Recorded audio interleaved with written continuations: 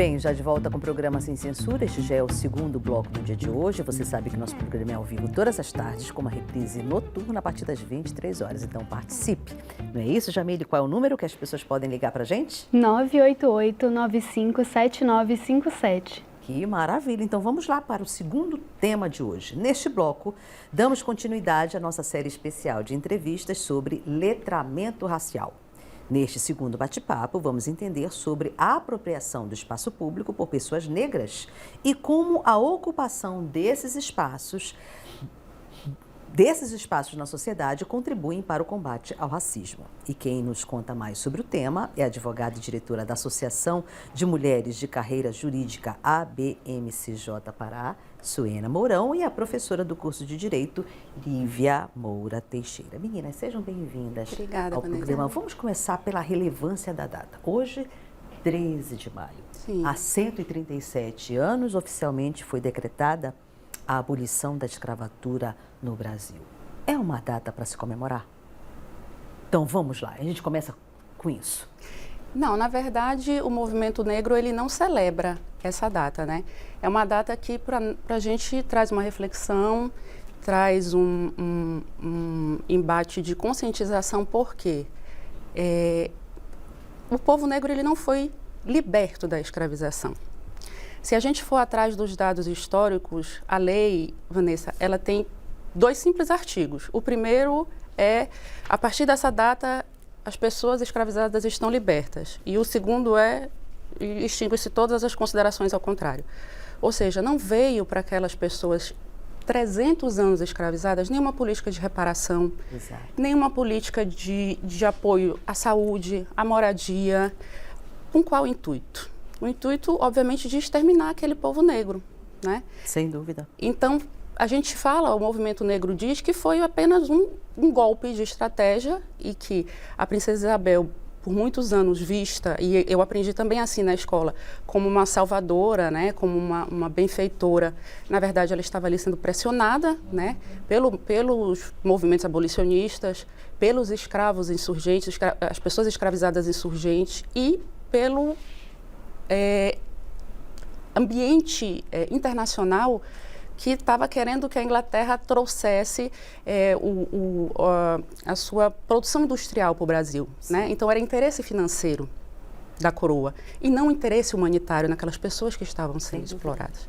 Então não é um momento para a gente celebrar, nós não comemoramos, nós refletimos, porque na verdade a escravização continua até os dias de hoje. Sem dúvida nenhuma. Então data para refletir sempre. O que significa, doutora Lívia, na prática, a apropriação do espaço público? E por que esse tema ele importa para a população Se apropriar, geral, principalmente a população negra hoje? Se apropriar do espaço público, Vanessa, significa poder transitar pelo espaço público, pela via pública, por uma praça, ou por um ambiente de lazer, por um ambiente de cultura, ou por uma escola, ou por uma universidade, ou dentro das casas representativas do povo, como a nossa Assembleia Legislativa, dentro do Poder Judiciário, dentro de qualquer espaço, de forma livre, com respeito, as pessoas sendo recebidas, recepcionadas como pessoas que têm o direito de estar nesse espaço. Então, poder transitar pela cidade, pelo espaço da cidade, é um direito, é uma faculdade. Eu e qualquer outra pessoa temos esse direito. Ninguém faz um favor para nós ao nos permitir transitar. E reconhecer que não há uma neutralidade na recepção das pessoas negras, especialmente nos espaços públicos, é o primeiro passo para saber que quando essas pessoas estão nos espaços públicos transitando, elas devem ser respeitadas, elas não podem ser confundidas com pessoas que vão trazer algum tipo de violência ou que vão trazer algum tipo de perigo para aquele espaço. Então, daí a necessidade de se debater esse respeito, porque muitas pessoas passam por graves constrangimentos, para dizer o mínimo, quando não passam por violências discriminatórias e que são crimes, né, quando estão transitando pelo espaço público. Hoje, dentro da legislação brasileira, qual é o amparo legal para impedir esse tipo de comportamento? Existe, né, lei relacionada à injúria racial, existe a criminalização do racismo, Sim. existe um estatuto de igualdade racial. Obviamente que a nossa Constituição, enquanto lei magna, prevê igualdade de todas as pessoas, prevê que todos são iguais diante da lei e prevê também, né, que qualquer conduta discriminatória deve ser criminalizada, inclusive o racismo é um crime inafiançável, né, e existe legislação internacional também. Existe convenção para a eliminação de todas as formas de discriminação racial e o Brasil participa dessa convenção internacional. Então existe uma série de leis internas, né, domésticas, como a gente chama no direito, e internacionais também, que prevêem como essas condutas devem ser não só criminalizadas, como também alvo de atuação estatal para a educação da comunidade, no sentido de não provocar condutas, não realizar condutas discriminatórias. Maravilha. Suena, você poderia dar exemplos do dia a dia que mostram como o racismo ainda define quem pode estar ou não em determinados espaços, ou em todos os espaços? Hoje, agora, mais cedo, nós estávamos, né, participando da primeira edição do jornal e o repórter Luiz Otávio, ele narrou que esteve em Fortaleza e que chegou num hotel, que é um hotel de nível alto em Fortaleza, aquele Marina Park, que fica na beira-mar, e quando ele desembarcou, foi recebido e perguntaram, você está aqui para trabalhar? Você vai fazer algum serviço? E ele era um hóspede. Olha só. Então, esse é um exemplo muito clássico, quando homens negros adentram espaços ditos de elite, normalmente eles são enxergados como estando ali para servir, ou como estando ali como uma fonte de perigo, como um marginal. Sim. Da mesma forma, mulheres negras sexualizadas em alguns ambientes. Eu, como advogada, normalmente já passei por eventos de estar sendo questionada se eu estaria dentro do fórum como advogada. Nossa. Já passei. Então, jovens, né, na rua, no shopping, sendo quase que perseguidos por seguranças, né, quando estão ali apenas passeando.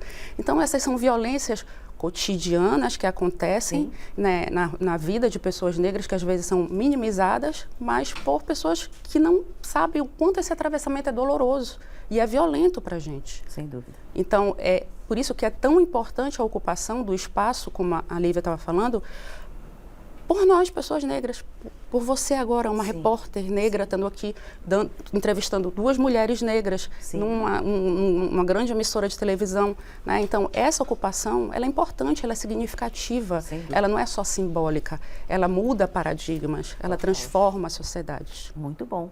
Jamília, tem pergunta chegando, vamos lá. Isso, pergunta da Lenha do Marizal para a professora Lívia. Sabemos que você não é somente professora de Direito, mas tem mestrado, doutorado e está no pós-doutorado em Direito Racial.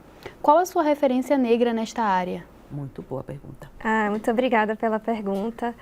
É verdade, eu sou professora do Centro Universitário do Estado do Pará, do CESUPA, faço pós-doutorado na Universidade Federal do Pará, no PPGD, UFPA.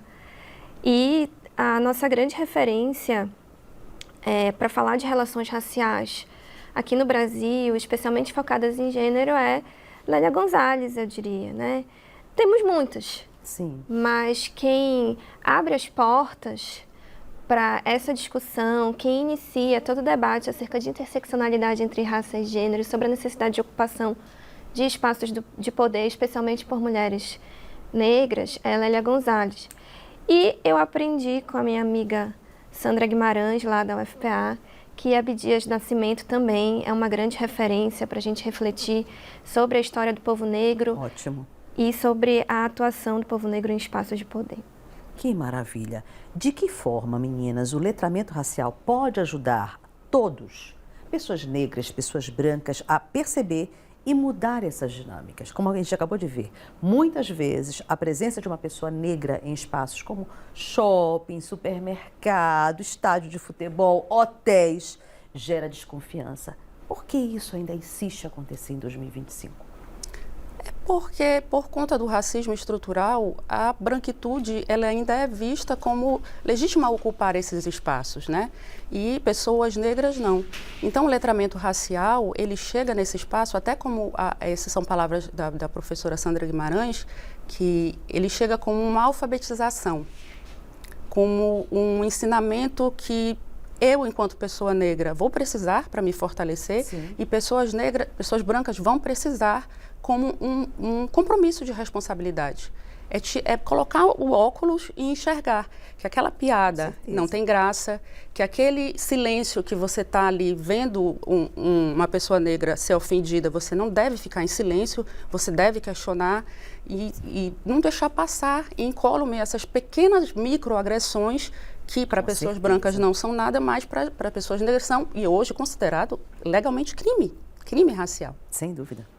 Que mudanças estruturais seriam necessárias para tornar os espaços públicos mais inclusivos e seguros, principalmente para as mulheres negras?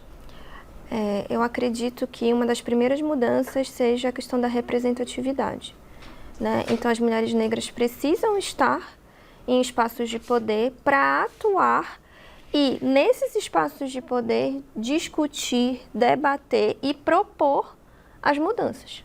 Então, enquanto mulheres negras, enquanto pessoas negras não ocuparem certos espaços, o espaço do poder legislativo, do poder judiciário, o espaço nas universidades, o debate vai ficar pautado a partir da visão que a branquitude tem sobre o tema.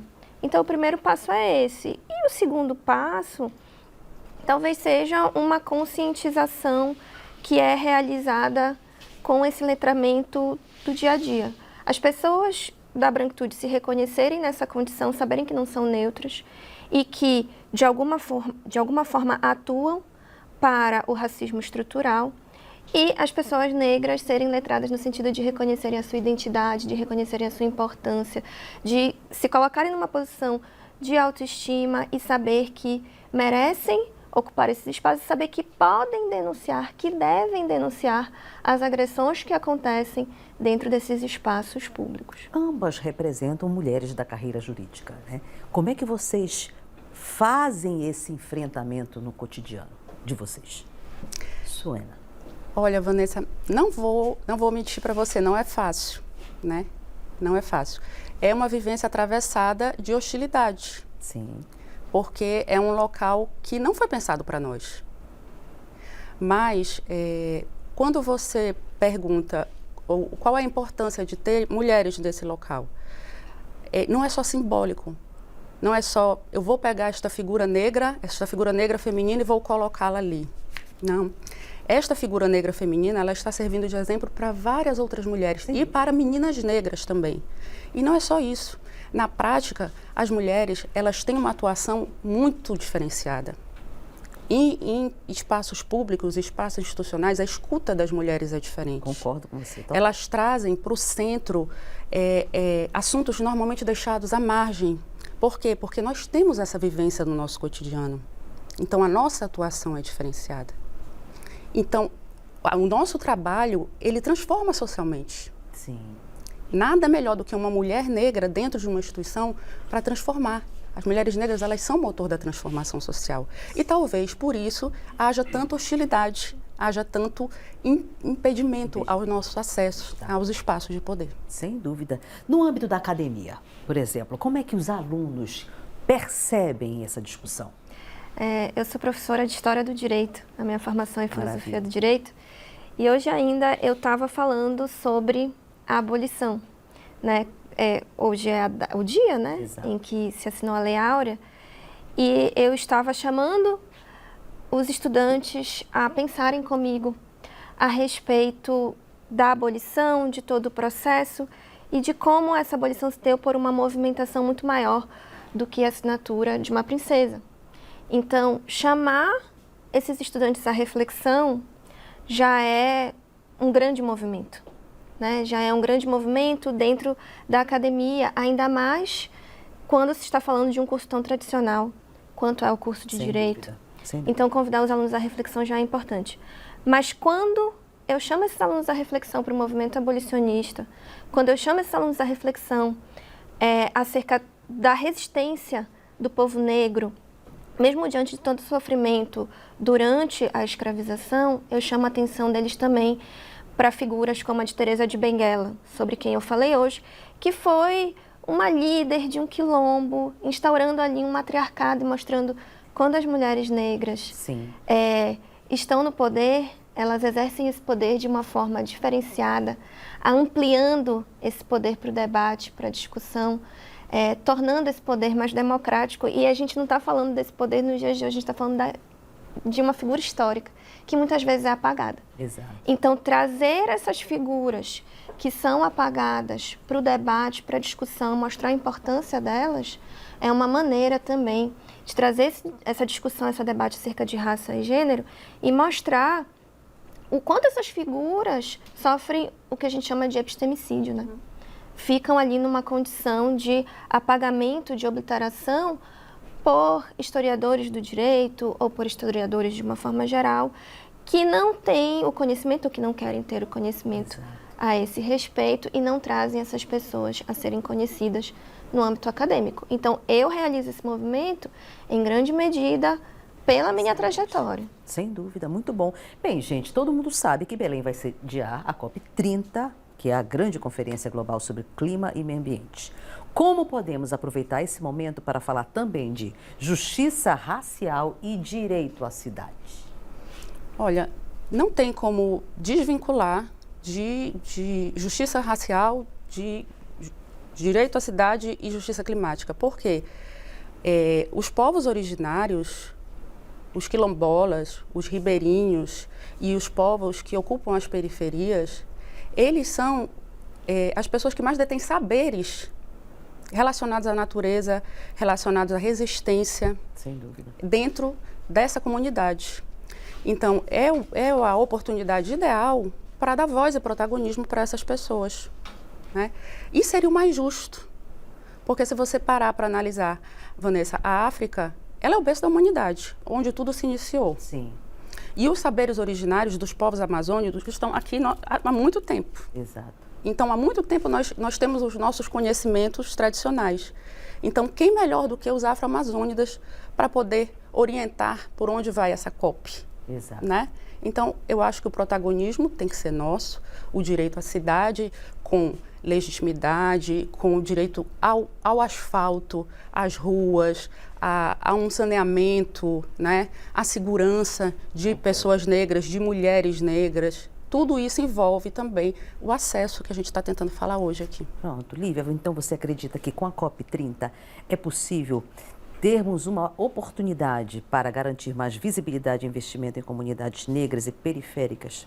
É possível se houver o que a Suena comentou agora há pouco, né? Se houver um protagonismo dessas comunidades durante os debates que vão ocorrer no evento. Sim. Então, o evento, obviamente, é de caráter internacional, vai trazer até Belém muitas figuras conhecidas internacionalmente, que têm legitimidade, sim, para debater a respeito. Mas, se a gente está pensando em justiça climática, necessariamente a gente precisa pensar em justiça racial, porque uma coisa, na verdade, não anda sem a outra. Sem dúvida. E as populações marginalizadas, que não têm saneamento, que sofrem com calor excessivo, que não têm direito ao asfalto, Sim. que não têm segurança, são as populações permeadas por pessoas negras. Então, elas, em lugar de serem objeto do debate, serem debatidas ali como se não fossem sujeitos, elas precisam ser chamadas para participar do debate. Excelente. Então, se essas pessoas puderem falar, então sim, a COP30 pode trazer benefícios, pode trazer mudanças, pode transformar. Muito bom. Pergunta chegando contigo, Jamile. Pergunta da Bianca, do bairro do Marco. Ela pergunta para você, Lívia, como os cidadãos em geral podem contribuir e se aliar para o avanço dessa luta?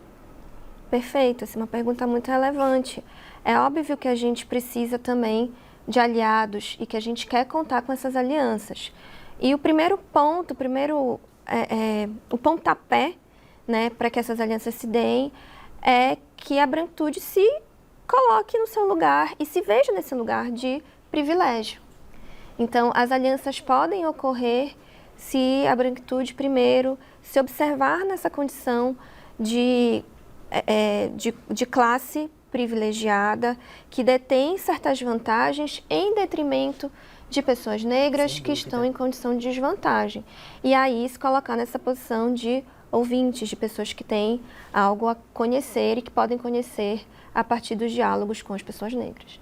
Suena, o que significa ocupar com consciência? É poder saber que, e isso eu acho que se aplica bastante à juventude, né? É saber que você tem direito de estar e ter acesso a todos os locais da sociedade, a todos os locais da cidade. Eu lembro, Vanessa, que teve um episódio com um grupo de rap chamado, eu não me lembro agora o nome, mas é do Marex, que os rapazes foram presos, eles estavam fazendo uma apresentação no CAN, na frente do CAN. E eles foram presos e eles estavam apenas se apresentando lá, porque alguém passou e viu aquela apresentação deles e achou aquilo suspeito, uma reunião de jovens negros, né? Sim, ficou amedrontado. sim. E era apenas uma manifestação artística. Então, a ocupação consciente da cidade é a juventude, principalmente, saber que eles têm direito à sua manifestação cultural, sim, eles têm o direito a ocupar o espaço público, que é deles também, assim como o seu, o meu e da Lívia. E isso passa sempre pelo letramento, pela consciência, pelo estudo, para a gente poder se posicionar. Qual é o papel de quem tem privilégio, seja racial, econômico ou até institucional, nesse processo de reconfiguração dos espaços públicos, Lívia? É primeiro reconhecer o privilégio. Então, como eu disse ainda há pouco, o pontapé é reconhecer a sua condição de pessoa privilegiada e fazer alianças com pessoas que estão em situação de desvantagem. Essas alianças passam necessariamente por ouvir e compreender que o discurso que vem das pessoas que estão em condição de desvantagem é um discurso de vivência, é um discurso de quem tem uma certa identidade e que é atravessado por diversos tipos de violência e que essas violências provavelmente não fazem parte da vivência de quem está em condição de desvantagem. Porque quem está em condição de vantagem tende a achar que o discurso de quem é atravessado por violência é discurso de mimimi, é discurso de quem se coloca em posição de vítima. Então, a tática não é essa, a estratégia não é essa. Sem dúvida. É saber ouvir. É humildade, né? Ter humildade para ouvir e para, a partir daí, passar a atuar como um aliado, abrindo os espaços. O melhor movimento sempre tentar se colocar no lugar do sim, outro, né? A empatia sempre em primeiro lugar. Como o público pode começar a fazer o letramento racial? Existem práticas simples que ajudam nesse processo? Sim, claro. Primeiro de tudo, ler pessoas negras. Nós estamos aí cheio de autoras e autores negros. A internet, ela é uma fonte inesgotável de informação.